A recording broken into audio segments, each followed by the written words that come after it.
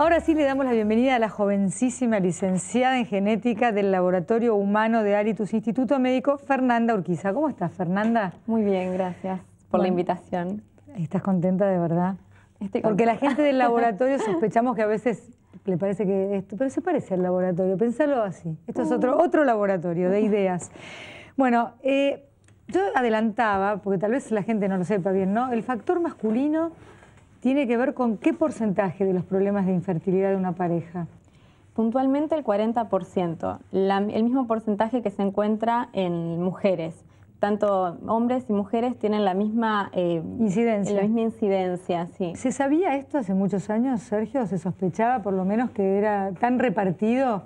Porque hay que decir que el 20%... Es como todo, antes eran mucho más los hombres, ahora son mucho menos y en todo sentido. Acá también, al dar al ginecólogo a ver por qué no te embarazás. Esa era la consulta que recibíamos nosotros hace muchos años, viniendo la mujer sola a hacer la consulta.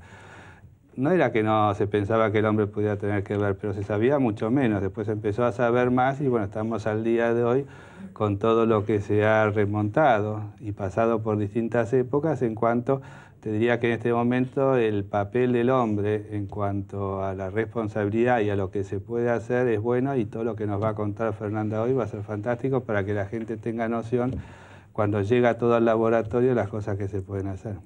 ¿A eso llamamos el factor masculino o cuando se dice factor masculino se dice algo más que yo no sé, no conozco? No, puntualmente cuando hablamos de factor masculino lo hacemos para referirnos a la esterilidad que tiene su origen en un problema directamente relacionado con el hombre, ya sea en la formación de los espermatozoides, un problema en el aparato reproductor masculino o en el semen directamente. Y desde la fisiología, la diferencia entre el funcionamiento del ovario y del testículo es mucha. Es mucha, pero la principal y más importante diferencia es que el testículo funciona de manera continua. Es decir, desde la pubertad, el hombre continuamente produce espermatozoides. Eso es muy diferente en cuanto a la mujer, que las mujeres nacemos con un número determinado de óvulos y por eso nuestros óvulos tienen nuestra edad. No es así lo mismo que pasa con los espermatozoides. Uno además, nosotros sabemos que eliminamos aquel óvulo que vamos produciendo y no llega a término, bueno, no es fecundado. ¿Qué pasa con esos millones de espermatozoides que a lo mejor en un hombre célibe o un hombre que no tiene relaciones durante meses o un adolescente que tarda, bueno, en tener su primera relación? Los espermatozoides ¿Qué pasa con eso? se acumulan y se van reabsorbiendo. Sí, eso te iba a preguntar. No es que empieza a ponerse blanco. O sea, se van reabsorbiendo y por lo tanto al haber eso también en cierta forma se podría pensar que hasta podría empezar a producir un poco menos por esa acumulación. Pero de cualquier manera es algo que lo que no se elimina se va reabsorbiendo y de esa manera no sigue aumentando la cantidad acumulada. Pero sí es cierto que un hombre puede tener hasta el final de su vida, por más que sea longevo, producción de espermatozoides. Seguro, un hombre de 80 años puede embarazar a una chica de 30, al revés, ¿no? No, es que nosotras no embarazamos a nadie. Estuve bien ahí, me defendí como pude. Bueno, ¿qué evaluaciones de rutina se hacen en el laboratorio cuando se tiene una muestra de semen? Bueno, el primer y más básico estudio es el espermograma. El espermograma no es más que la evaluación de la muestra de semen y abarca principalmente dos ramas, las características físicas de la muestra y las características microscópicas. Dentro de las características físicas se evalúa el color de la muestra, se evalúa el volumen, el pH, la viscosidad, la turbidez. Todos estos, juntamente con los demás estudios, nos dan una idea de cuál puede ser el factor que esté alterando la fertilidad de este hombre.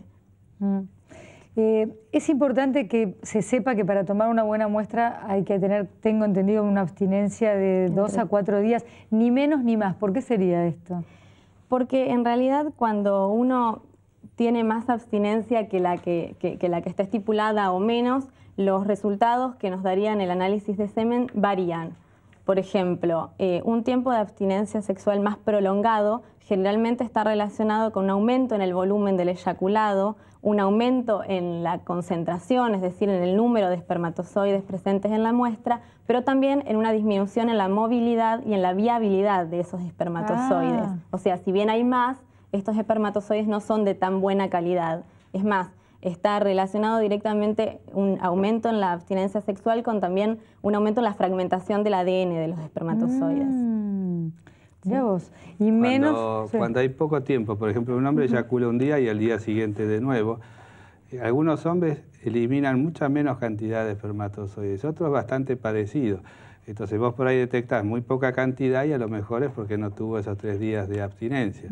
Ahora, cuando hay mucho tiempo de abstinencia, todo esto que hablábamos antes, que se acumula y eso, se van juntando los espermatozoides que se van muriendo con los que están saliendo recién formados. ¿O sea, baja la calidad?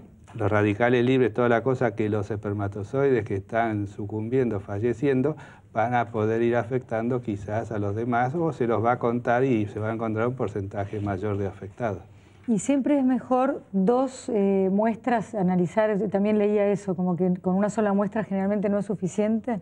Sí, en general se piden 2 muestras con un tiempo de aproximadamente 2 o 3 meses de espaciamiento entre una y otra. ¿Por qué? Porque en realidad la muestra de semen que yo estoy evaluando hoy comenzó a producirse hace 60 días atrás. O sea, que quizás si yo encuentro alteraciones en esta muestra de semen de hoy, sean producidas o por un proceso febril o por estar en un ambiente no adecuado y por eso encuentre variaciones en el espermograma. Cuando dijiste pruebas microscópicas, ¿ahí qué se ve? ¿Qué son las pruebas microscópicas? Las características microscópicas abarcan la concentración, que es lo que comentaba recién, es el número de espermatozoides presentes por mililitro de semen, y la población, que es el número total de espermatozoides presentes en una muestra. Para que quede más gráfico, si yo tengo una muestra de semen que tiene 1 mililitro y en esa muestra encuentro 10 millones de espermatozoides, yo voy a decir que tiene una concentración de 10 millones por mililitro. ¿Sí? Sí. Y la población sería la misma. ¿Sí?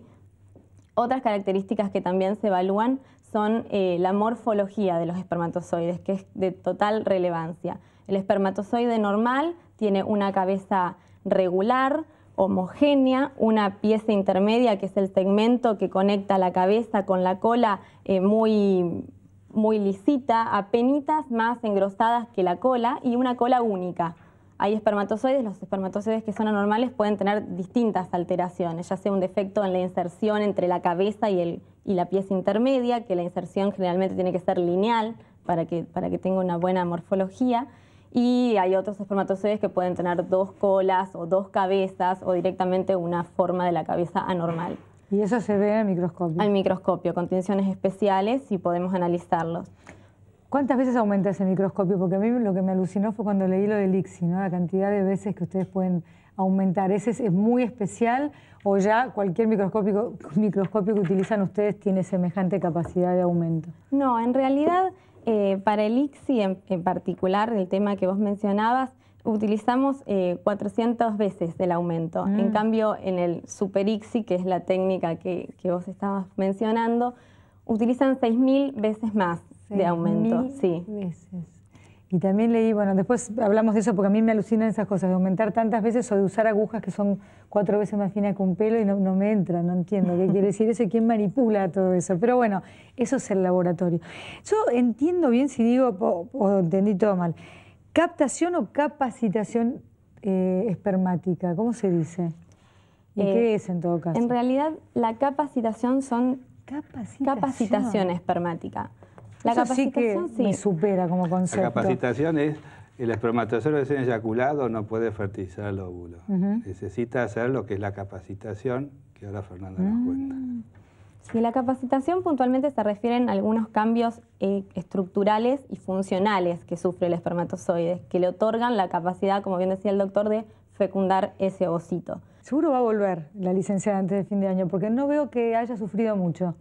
La veo que tenía ganas de hablar, eso es muy importante. La pasión se nota en estas cosas, cuando una persona es apasionada por lo que ha elegido en la vida hacer y lo que se podrá hacer todavía, uno todavía no lo puede imaginar, ¿no? No, está bien. Te tocan momentos de grandes avances. Muchas gracias, Fernanda. No.